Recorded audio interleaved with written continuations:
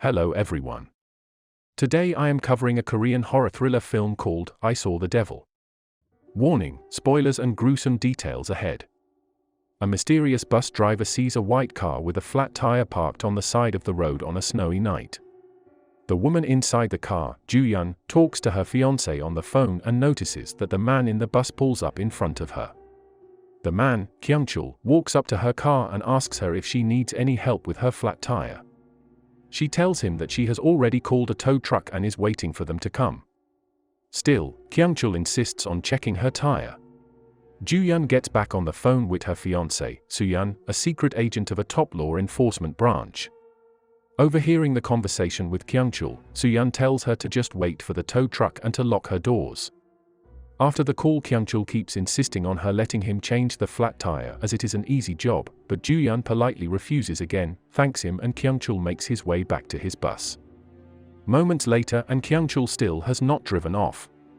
Finding it odd, Jee-woon signals her light and is shocked to see Kyung-chul suddenly bash her car window in with a metal hammer. Kyung-chul proceeds to smash the driver's side window while Jee-woon screams in fear. She tries to find a way out, but the other side of the car is blocked by a huge gate. Kyung-chul makes his way inside her car, pins her down, and strikes Jee-woon's head continuously with the hammer. In a moment of silence between the two, Kyung-chul delivers one last blow which knocks her out unconscious. He drags her out of the car and into his bus, leaving a trail of blood in the white snow. We then see Jee-woon beaten and bloody, wrapped in a plastic body bag at Kyung-chul's hideout. As he is securing chains on Jee-woon's arms, he tells her that her skin is soft, which will make it easier to cut through. Jee-woon musters up the strength and quietly whispers to please spare her life. Kyung-chul asks why and Jee-woon reveals to him that she is pregnant. With an empty reaction to her confession, Kyung-chul beheads her. As he cleans up the bloody mess, Kyung-chul unknowingly sweeps Jee-woon's wedding ring into the drain. Later that night, a search party is assembled to find Jee-woon. Rushing to the scene is Jee-woon's father, the former chief of police. They tell him to settle down as nothing has been found yet. A few moments later, two young officers see a strange object in the river. After a closer look at it, they are shocked to see that it is Jee-woon's rotting head. Everyone scrambles to the river as they secure the head inside a box. Not much later, Jee-woon's fiancé, Soo-yeon, arrives at the scene. As the coroner tries to get through the crowd of people, he trips and Jee-woon's head rolls across the floor. Soo-yeon sees the gruesome sight and realizes what has happened. The next day, both Soo-yeon and Jee-woon's father talk about the events that conspired. Defeated, Jee-woon's father tells Soo-yeon how it's ironic that even though he was a detective for 30 years, he still could not save his own daughter. At Jee-woon's funeral, Soo-yeon asks for forgiveness in him not being there for her. He promises Jee-woon that he will make the man that did this to her pay for what he did. At Soo-yeon's work, they tell him that he should take more than 2 weeks off, but he refuses, telling his boss that was all the time he needed. Moments later, Soo-yeon's co-worker gives him a tracking device in the form of a pill. He spends time gathering 4 prime suspects that have been accused of similar crimes in the past. That night, Soo-yeon locates his first target and silently breaks into his home.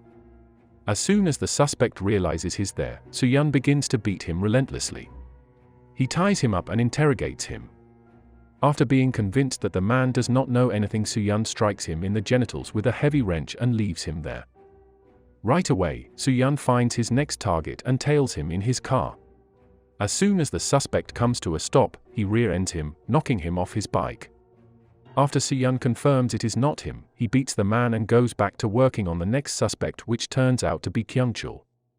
Soo-yeon finds himself in Kyung-chul's home trading pictures back and forth with the killer's mother, trying to find a match.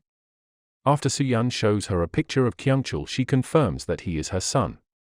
She tells him that no one knows about his whereabouts but has a hunch that the only person he would have told is his young son that he left. Soo-yeon meets with the young boy and manages to get the location of Kyung-chul's home. He makes his way to Kyung-chul's house and rummages through his stuff, trying to find clues that might lead him to the truth. He finds a doorway that leads into the room where Kyung-chul murdered his wife Jee-woon. From the corner of his eye, he catches a glimpse of a shining object, picks it up and clutches it in his fist as he realizes it is Jee-woon's wedding ring. Later that day, Kyung-chul picks up another woman and drives to a remote plantation to have his way with her. As he is about to penetrate the woman, he hears someone in the surrounding area. Kyung-chul gets up to have a look around and is finally met with Soo-yeon. After a short introduction, Kyung-chul rushes him with a knife in hand. The two fight for a while, but Soo-yeon's superior combat skills force Kyung-chul to the ground and passes out. Soo-yeon proceeds to shove the tracking pill he received from his friend earlier down his throat. A while later, Kyung-chul wakes up in a ditch with an envelope full of cash that Soo-yeon leaves him. As Kyung-chul leaves the premises, Soo-yeon is keeping track of him with GPS. Kyung-chul makes his way to a shop where he sees another young woman. Unbeknownst to her, he had sneaked in the back room. Kyung-chul forces the young woman to strip and perform oral sex on him. While in the act, Soo-yeon appears from behind and beats Kyung-chul with a fire extinguisher. Soo-yeon tells him to stop acting so weak, and that his nightmares will only get worse from here. He tells the nurse to cover her ears and look away as he completely butchers Kyung-chul's Achilles tendon apart. After the encounter, Kyung-chul awakens in a car in the middle of nowhere with his wounds wrapped up and taken care of. In a drunken rage, he drives to an old friend's house where they used to murder people together. At dinner, Kyung-chul asks his friend, Tae-ju, if he ever gets tired of eating human flesh. Tae-ju tells him that once you have a taste of it, you wouldn't want to eat any other meat anymore. Later that night, Tae-ju encounters Soo-yeon in his butcher station. Tae-ju stares him down and attacks with one of his blades. Soo-yeon manages to subdue Tae-ju and is about to cut off his hand when Kyung-chul sees them and shoots at him. Soo-yeon leads him into a trap of fishhooks and manages to beat Kyung-chul again. This time, as Kyung-chul is going unconscious, he sees and remembers Soo-yeon planting the tracking pill inside him. Inside a tunnel is where Kyung-chul finds himself after the confrontation. Walking out, Kyung-chul laughs to himself knowing how Soo-yeon is able to find him. He downs a handful of laxatives and scours through his own feces to find the tracking pill. While in the restroom, Kyung-chul notices a taxi driver walking in. He beats the driver and forces the tracking pill down his throat.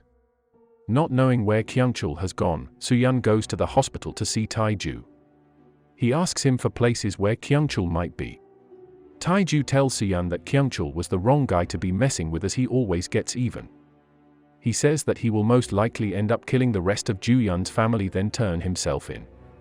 Tae-ju also mentions how Joo-yeon didn't have it that bad.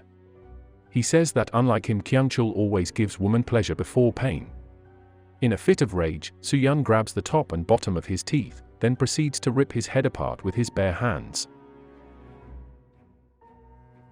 Soo-yeon urgently calls Joo-yeon's father and makes his way to his house. Joo-yeon's father hears the phone ringing but is stopped by Kyung-chul posing as a delivery worker and lets him in. Moments later, Kyung-chul mocks Joo-yeon's picture after he has severely beaten the old man. Suddenly, Joo-yeon's sister shows up and walks in the house. Kyung-chul hides, and as she begins to sense something wrong, he attacks her, receiving the same fate as her sister. Soo-yeon arrives at the scene too late. He shares a sad silence with Joo-yeon's father, who survives. Kyung-chul speeds down the road and stops in front of the police station. He achingly steps out of the car and puts his hands in the air, turning himself in. At that moment, Soo-yeon runs into him with his car, managing to drive off with Kyung-chul before the cops could get to him. Soo-yeon takes him to an abandoned building where he has strapped Kyung-chul to a guillotine-like contraption. Kyung-chul breaks down and begs Soo-yeon to let him go. Thinking Kyung-chul has seen the magnitude of his actions, Soo-yeon asks him if he finally realizes what he has done. In a complete switch of emotion, Kyung-chul tells him to stop messing around. He says that he does not know fear or pain. That Soo-yeon has already lost. Giving up on anything Kyung-chul has to say, Soo-yeon wishes him pain after death and puts the guillotine rope in Kyung-chul's mouth, which is triggered by the door, then leaves him there. Outside, as Soo-yeon walks away, Kyung-chul's family arrive at the building in a taxi. In the building, Kyung-chul's father tries to open the door to see his son. In a muffled scream, Kyung-chul tries to tell them not to open it in any way he can. After another pull, the door opens, releasing the guillotine and beheading Kyung-chul in front of his son and parents. Soo-yeon overhears everything as he had left the tracking pill in the building. After the screams, he takes off the headphones and breaks down after everything is over. Thank you for watching. We hope you enjoyed this story. Please consider giving us a like and subscribing. It would really help the channel out. Have an amazing day.